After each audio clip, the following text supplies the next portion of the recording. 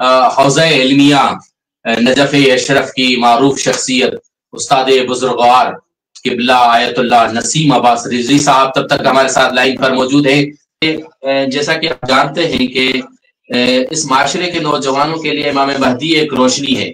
ایک امید ہے۔ وہ اس دنیا کے سچے وارث ہیں اور انہیں اپنی صلاحیتوں کو عدل اور انصاف کے قیام کے لیے استعمال کرنا چاہیے۔ تو کیا پیغام دیں گے ہمارے نوجوان کو کہ وہ کیسے اپنا ربط مضبوط کریں وقت کے امام زمانہ اجل اللہ فرجہ؟ جزاکم اللہ۔ بسم اللہ الرحمن الرحیم۔ قال اللہ سبحانہ وتعالی یوم ندعو کل اناس بامامہم صدق اللہ العلی العظیم۔ اللہ سبحانہ وتعالی قرآن مبارک میں ارشاد فرماتا ہے کہ روز قیامت ہم ہر شخص کو اس کے امام کے ساتھ اٹھائیں گے۔ اگرچہ یہ ہر انسان کا وظیفہ شرعی ہے کہ وہ پورے دین کو سمجھے اور خصوصاً جو ہے امام زمانہ علیہ السلام کی معرفت حاصل کرے، کیونکہ ان کی معرفت ہی انسان کو دین کامل کی معرفت کی طرف لے کے جاتی ہے۔ جیسے کہ بعض دعاؤں میں یہ جملے موجود ہیں، اللہم عرفنی نفسک فإن لم تعرفنی نفسک لم اعرف نبیک۔ اے پروردگار مجھے اپنی معرفت کرائی، اگر تو نے مجھے اپنی معرفت نہ کرائی تو میں تیرے نبی کی معرفت حاصل نہیں کر سکتا۔ اللہم عرفنی رسولک فإن لم تعرفنی رسولک لم اعرف حجتک۔ پروردگار مجھے اپنے رسول کی صحیح معرفت کرائی، اگر میں ان کو نہ پہچان سکا تو میں تیری حجت کو نہیں پہچان سکوں گا۔ اللہم عرفنی حجتک فإن لم تعرفنی حجتک ضللت عن دینی، کہ پروردگار مجھے اپنی حجت کی صحیح معرفت کرائیے، اگر میں تیری حجت کو نہ پہچان سکا تو میں اپنے دین سے گمراہ ہو جاؤں گا۔ لہٰذا اس مقام پہ نوجوانوں کے لیے میسج ہے بالخصوص، اور باقی پورے دنیا کے انسانوں کے لیے بالعموم، کہ سب سے پہلی چیز امام سے رابطے کے لیے، امام سے اپنا ریلیشن مضبوط کرنے کے لیے امام کی کما حقہ معرفت ضروری ہے۔ اور معرفت فقط نام کی یا کہ وہ معصوم ہے اتنی کافی نہیں ہے، بلکہ امام علیہ السلام ہم سے چاہتے کیا ہے، امام علیہ السلام اور ان کے آباء و اجداد کے فرامین کیا ہیں، ہماری ڈیلی لائف میں کون سی ایسی چیزیں ہیں کہ جن کو اپنا کے ہم امام علیہ السلام کی خوشنودی حاصل کر سکتے ہیں۔ تو امام علیہ السلام کے تقرب کے لیے اور امام کے تقرب کے ذریعے اللہ کا قرب حاصل کرنے کے لیے، اللہ کی رضا کو حاصل کرنے کے لیے، جو فرسٹ آف آل تمام ینگ جنریشن کو اس چیز پہ فوکس کرنا ہوگا کہ وہ امام کی ایسی معرفت حاصل کریں قرآن کی آیات سے، اہل بیت کی روایات سے، کہ جن کے ذریعے سے وہ اپنے نہ صرف عقیدے اور ایمان کو مضبوط کریں بلکہ عملی ڈیلی لائف میں اس پہ عمل پیرا ہو جائیں۔ اور اس حوالے سے وہ بہت ساری آیات ہیں، بہت ساری روایات ہیں معرفت کے حوالے سے۔ اب یہاں پہ دوسرا ایک نقطہ، دوسری چیز معرفت کے بعد جو امام کے قریب کرنے والی چیز ہے وہ ہے تقوی۔ اور انسان جو ہے نا تقوی کو فقط جو ہے خدا کی طاعت میں استعمال کرنا، یعنی یہ تقوی نہیں ہے، بلکہ تمام جو انسان کے ظاہری و باطنی اعمال ہیں، یعنی ایک ظاہری تقوی ہے، ایک باطنی تقوی ہے۔ تو میں سمجھتا ہوں جو ظاہری طور پہ انسان دوسرے، یہ خود انسان اپنے آپ کو متقی سمجھتا ہے، نماز، روزہ، حج، زکوٰۃ، امر بالمعروف، ان تمام اعمال کو انجام دے کے متقی سمجھتا ہے، فقط یہ کافی نہیں ہے۔ متقی تب ہے کہ جب وہ تمام اعمال فقط اللہ کی رضا کے لیے، خالصتاً للہ، امام زمانہ کی نصرت کے لیے، اللہ کی رضا کے لیے انجام دیے جائیں،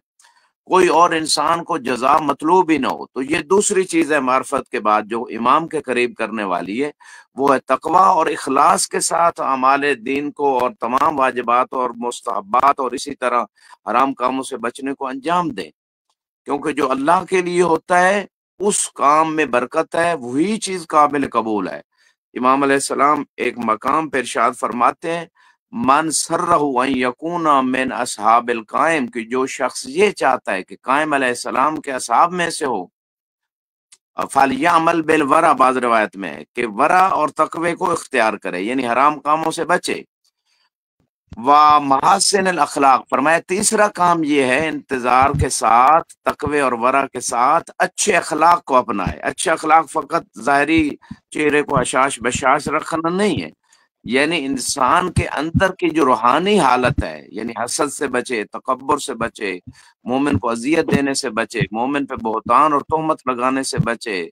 اسی طرح تمام جو برائیاں ہیں جو روحانی اعتبار سے ہیں ان سے بچے. یہ ہے محاسن اخلاق.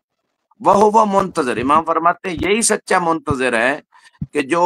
انتظار بھی کر رہا ہے، تقوی بھی اختیار کر رہا ہے اور اچھے اخلاق کو اپنا رہا ہے.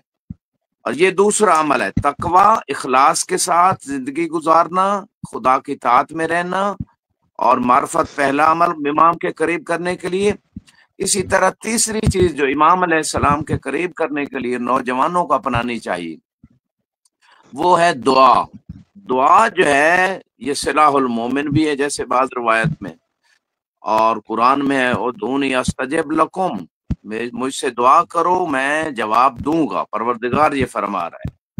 ان الذین یستکبرون عن عبادتی، جو میری عبادت، یہاں مراد دعا ہے عبادت سے، جو تکبر کرتے ہیں، سیدخلون، ذلیل ہو کے جہنم میں داخل ہوں گے. تو دعا خود قرآن کا حکم بھی ہے اور اہل بیت کی بہت ساری عدیہ ہیں، ان میں سے امام زمانہ علیہ السلام کے حوالے سے حکم ہے بالخصوص دعا کرنے کا. اکثروا دعاء الفرج فإن فی ذالک فرجکم، کہ دعائے فرج، امام زمانہ کے ظہور کی دعا زیادہ کرو کیونکہ اسی میں تمہارے مسائل کا حل ہے، تمہاری نجات بھی اسی میں ہے. لہٰذا امام زمانہ علیہ السلام سے اپنا رابطہ مضبوط کرنے کے لیے ہر درود کے بعد اللہم صلی علی محمد وآل محمد وعجل فرجہم، یہ دعا ہے. یہ دعا ہر درود کے بعد مانگنی چاہیے، چاہے نماز کی حالت میں ہو یا نماز کے علاوہ ہو. اسی طرح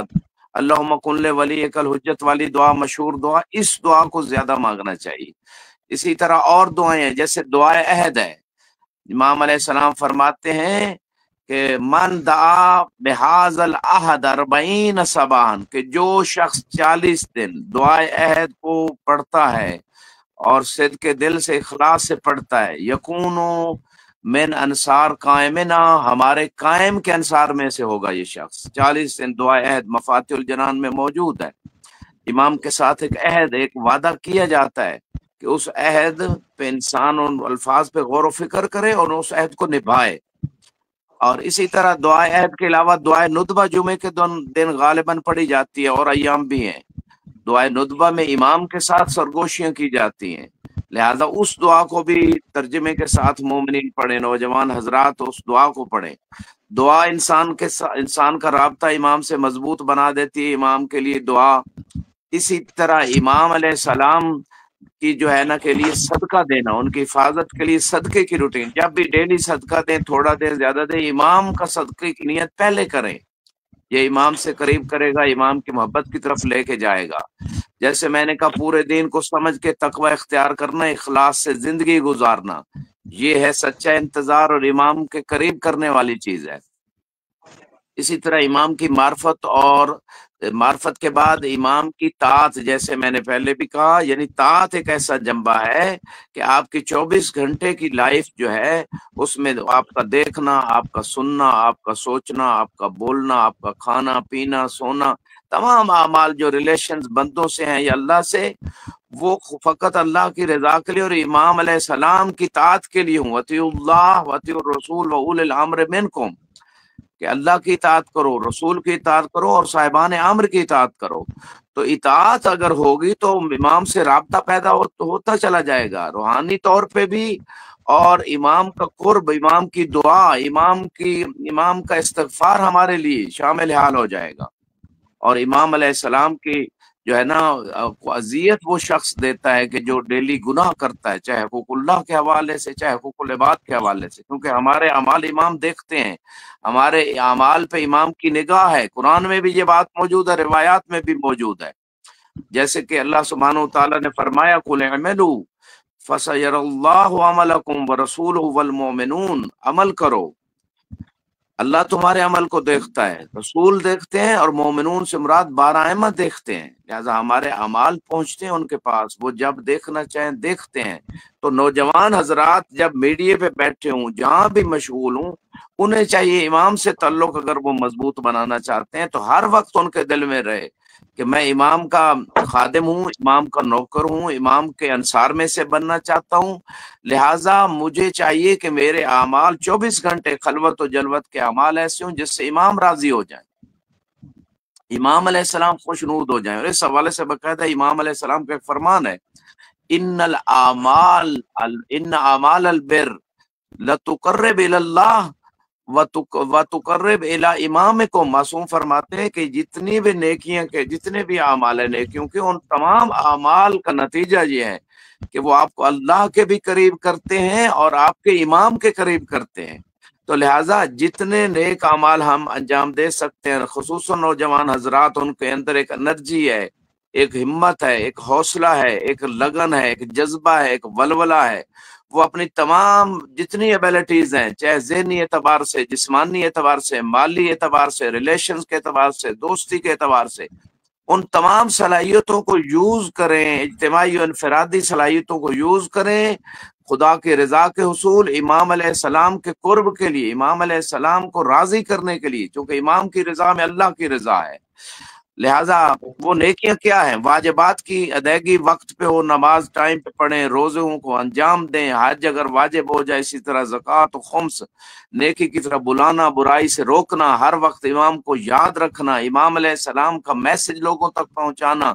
آج میڈیا کے دور میں نوجوان نسل کا خصوصی وظیفہ شرعی ہے کہ وہ میڈیا کو فضولیات میں یوز نہ کریں، نہ اپنی زندگی ویسٹ کریں، زندگی کے بارے میں اور جوانی کے بارے میں بھی خصوصی سوال ہوگا۔ لہٰذا اس جوانی کو جو کہتا ہے نا کہ دعا مانگتا اللہم عجل لولیک الفرج، جو دعا مانگتا ہے امام کا ظہور جلدی ہو اور چاہتا ہے کہ امام کے انصار میں سے ہو، تو اللہ نے تو اس کو موقع دے دیا۔ یہ میڈیا ہے، باقی چیزیں ہیں،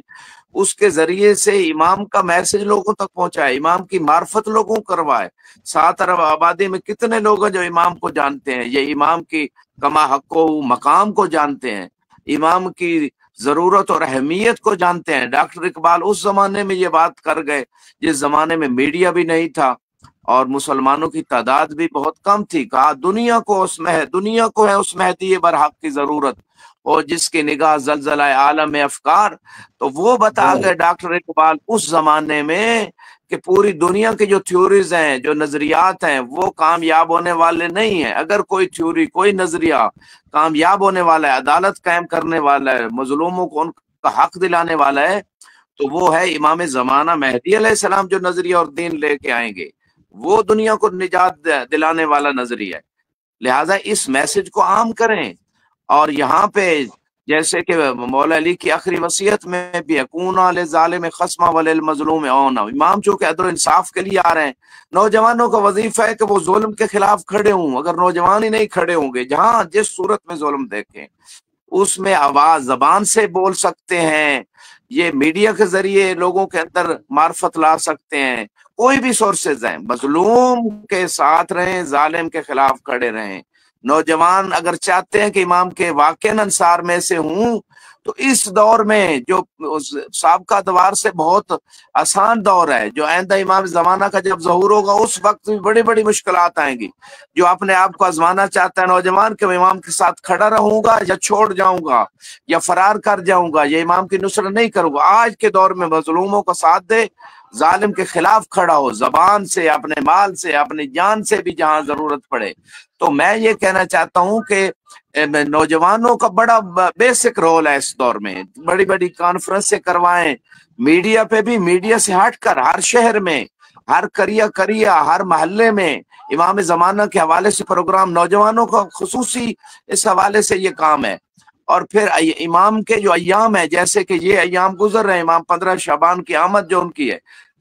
ان دنوں میں کم از کم 10 دن امام علیہ السلام کی مجالس برپا کی جائے، ہر امام بارگاہ، مسجد میں، میڈیا چینل پہ، تاکہ لوگوں کو امام کی معرفت ہو۔ نہیں تھی معرفت، جیسے امام حسین علیہ السلام کی لوگوں کو معرفت نہیں تھی تو امام کا ساتھ نہیں دیا، یا چھوڑ گئے یا مقابلے میں آ گئے۔ اسی طرح امام زمانہ مظلوم بیٹھے ہیں اپنے جد حسین کی طرح غیبت میں، چونکہ ابھی بھی لوگوں کو امام زمانہ کی معرفت نہیں ہے، ان کے مقام کی، ان کی عظمت کی، جو اللہ نے ان کے ذمہ میں کام لگایا ہے۔ تو لہٰذا یہ تمہید اگر ہم ظہور کی مہیا کرنا چاہتے ہیں تو نوجوان حضرات جس فیلڈ میں ہیں، کالج میں ہیں، آفس میں ہیں، جہاں بیٹھے ہیں وہ لوگوں کو بتائیں امام زمانہ کا۔ اہل سنت بھائیوں کی کتابوں میں بہت زیادہ لکھا گیا امام زمانہ علیہ السلام کے بارے میں، اور وہ جناب زہرا کی اولاد میں سے ہو گئے، یہاں تک حدیث اہل سنت کی کتاب میں ہے۔ اور امام حسین علیہ السلام سے فرمایا رسول خدا نے، بعض اہل سنت مصادر میں یہ روایت ملتی ہے، انت امام و ابن الامام و اخو الامام و ابو الائمۃ التسع تاسعہم قائمہم، کہ آپ بھی امام، آپ کے بابا بھی امام، آپ کے بھائی بھی امام، اور 9 اماموں کے آپ باپ ہیں، اور 9ویں امام قائم مہدی علیہ السلام۔ یہ اہل سنت مصادر میں یہ روایتیں دکھائیں ان لوگوں کو، میڈیا سے بھی ویسے بھی۔ تو سنی بھائیوں کو ساتھ ملائیں، کانفرنسوں میں وہ اس عقیدے کو رکھتے ہیں کہ امام مہدی آئیں گے۔ یہ الگ بات ہے کہ وہ مثلا ولادت کے ابھی قائل ہیں یا نہیں ہیں، ان میں اہل سنت بھی کچھ قائل ہیں، لیکن اس بات پہ تو یقین ہے، سب امت کا اتفاق ہے کہ امام مہدی علیہ السلام کا ظہور ہونا ہے، انہوں نے آنا ہے۔ تو لہٰذا جب اتفاق ہے تو سنیوں کے ہاں انہوں کا بھی وظیفہ شرعی ہے، امام مہدی کے حوالے سے کانفرنسیں کریں، مجالس کریں، کتب پبلش کریں، اپنی عوام کو معرفت دلائیں، اور شیعہ سنی مل کے یہ کام کریں، نوجوان اس میں آگے بڑھیں، شیعہ جوانوں کو آگے بڑھنا چاہیے، سنی مسجدوں میں مدارس میں پروگرام رکھیں، ان کے علماء کو بلائیں، اپنے امام بارگاہوں میں، اپنے مدارس میں ان کے علماء کو بھی بلائیں، اس موضوع پہ بولیں اور اس کام کو آگے بڑھائیں۔ میں سمجھتا ہوں نوجوان حضرات جو ہے وہ امام زمانہ کی خوشنود کر سکتے ہیں، امام زمانہ علیہ السلام کی دعائیں لے سکتے ہیں۔ اور آخر میں جو ہے نا دعا بھی کر رہا ہوں آپ سب کے لیے، خصوصاً جو کانفرنس ہمارے برادران سخن سندھ کے برادران کرتے ہیں حوزہ علمیہ نجف اشرف سے، یہ ان کی بھرپور کاوش ہے، ہر سال کرتے ہیں، تو ان کی توفیقات خیر میں پروردگار مزید اضافہ فرمائے، اور ان کے اس عمل کو قابل اپنی بارگاہ میں قبول فرمائے۔ اور جتنے بھی نوجوان حضرات ہیں، ملت اسلامیہ کے جتنے افراد ہیں، ان سب کو توفیق ہو کہ امام زمانہ علیہ السلام کی صحیح معنی میں معرفت حاصل کریں، ان کی اطاعت کی طرف جائیں، اور ان کے ظہور کے لیے تمہید مہیا کریں، ظلم کے خلاف کھڑے ہو جائیں اور مظلوم کے ساتھی بن جائیں۔ وآخر دعوانا ان الحمدللہ رب العالمین۔ بہت شکریہ، بہترین انداز میں ان پیچیدہ مسائل کی طرف آپ نے اشارہ کیا کہ یقیناً نوجوان نسل کو امام کے ساتھ اس طرح مضبوط اور مربوط رہنا چاہیے۔ محترم سامعین، اس ٹائم ہمارے ساتھ لائن پر موجود تھے حجت الاسلام والمسلمین حوزہ علمیہ نجف اشرف کے استاد بزرگوار آیت اللہ سید نسیم عباس نقوی صاحب، جو کہ نوجوان، اس دور کے نوجوانوں کو بہترین پیغام دے رہے تھے کہ کس طرح امام کے ساتھ مضبوط تعلق بنانا ہے۔